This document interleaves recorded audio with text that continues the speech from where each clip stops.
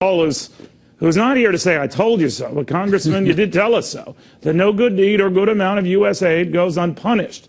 In the case of the Saudis, despite the fact that we keep buying their oil to the tune of $360 billion worth over the last decade.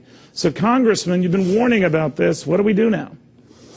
Well, we should think about the American taxpayer. You know, we just mentioned that they don't know which side to be on, the side of the military dictator that took it over with a coup, or the Muslim Brotherhood. What about the American people?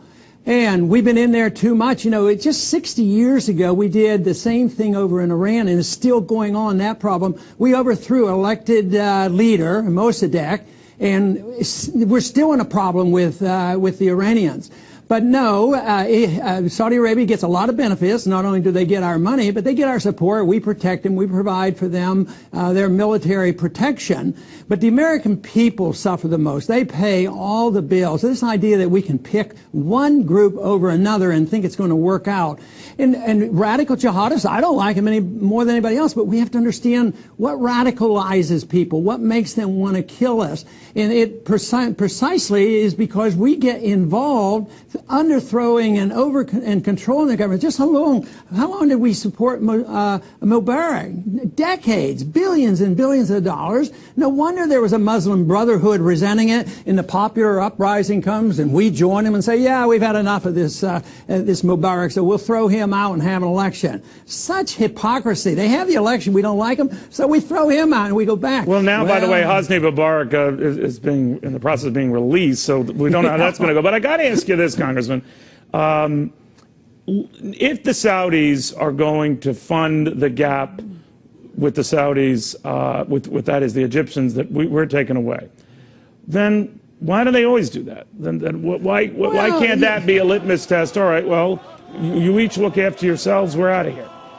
If we were out of the region, and we weren't giving any benefits to the Saudis, which we do, if that were the case, I would say let them do what they want. It's their neighborhood. The Saudis aren't going to come over here and tell us to deal with our own borders here, you know, with Mexico or something. We don't want foreigners coming here. So why should we be over there picking and choosing? They have more of a justification to deal with what they want over there than we do. But I think you're not worried, Congressman, about the Chinese or the Russians who might try to fill the void and work this against us? I really am not. I think that there's always that chance, but right now the Russians are pretty weak, and that's not the Chinese traditions. The Chinese tradition the last 10 years or so is to work hard, save money, and buy up oil interests, not only in Iran and other places, but they're acting like capitalists. I mean, that's why they have the edge right now, not because they've sent troops out. They haven't done what we've done. We have troops in all these countries, bankrupting our country, trying to pick and choose these leaders, and we always mess up. And we go back and forth. That's what is so ridiculous. And, you know, you mentioned Mubarak being released. Ironically, many people say, hey, maybe Mubarak was better than the rest. Maybe we made a mistake by throwing him out, which I'm being very facetious. Right. But that's how silly it gets. So I think the policy of neutrality, minding our own business, staying out of the internal affairs of other nations, having a strong national defense is pretty good advice. And that's about what is authorized in the Constitution. And I think it's sad that we get so involved in this mess, and it's endless. And it's almost like if you don't agree with those who say, well, pick sides and bash the Brotherhood and do these things, that we're un-American, or that we're not patriotic or something. Well, I think a true patriot would defend America and defend the American taxpayer and defend a policy that doesn't invite us to get in the middle of all these battles and have, you know, the administration after administration flip-flopping all around. I mean, not only do we have this problem in Egypt right now, but what about Syria?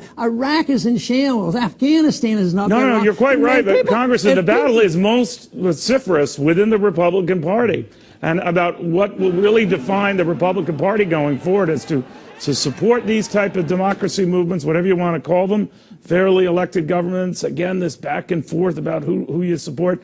But Chris Christie was in Boston last week saying that Republicans have over-intellectualized this, quoting from him and speaking to some fundraisers. I think we have some folks who believe that our job is to be college professors. He goes on to say that for our ideas to matter, we have to win, because if we don't win, we don't govern. And if we don't govern, all we do is shout into the wind. I think he was making a veiled swipe at your son, Rand Paul, if not you. What do you think of that? Well, I think he was very precise. He said you've got to win first before you can do anything. Otherwise, in other words, say anything, do anything, get elected first, and deceive the people in order to get elected. You know, Grover Cleveland was one of my favorite presidents, and he had a saying that said that if you win an election or get reelected by saying anything, what good is it? He says it has no value whatsoever. So Christie to say, oh, well, we got to get elected and then become principled, we've been doing that for too long. I mean, it's not the Republicans. It's the Republicans and Democrats. They all say whatever they think they have to say, but it's coming to an end. The foreign policy is in shambles. The foreign policy of intervention is coming to an end. This fiscal policy is out of control. The numbers just don't add up. And also the banking system and the Federal Reserve System, it's all coming to an end. So they can't keep saying these things. The American people are waking up to the reality that something has to give. And it certainly isn't by saying, well, say anything you can. Let's get elected, then we as Republicans will straighten this mess up. I'm sorry, we're tight for time, but you seem to be saying then, just to be clear, that you would rather lose an election with a Chris Christie on the ticket than win under those compromise principles with him. Well, it's irrelevant. It wouldn't motivate me to get too excited. You know, it's sort of like asking me about who should be the Federal Reserve Board chairman. You know, my answer there was neither of the two candidates, offer any changes. It's the same old stuff. And that's generally the case with both of the political parties, because foreign policy never changes. You know, you think, oh, the Democrats won't be quite so hawkish. They'll be more cautious. Well, they're not. They're the same thing. And Republicans, oh, they'll balance our budget and spend less. No, they spend as much, if not more, than the Democrats. But, like I said, the American people are waking up, and I think they're getting sick and tired of it. We will watch closely. In the meantime, in the middle of all this brouhaha, try to have a happy birthday, Congressman. Happy birthday. Thank you. Thank you very much. That's very nice. And many, many more. Keep agitating, as they say. Ron Paul.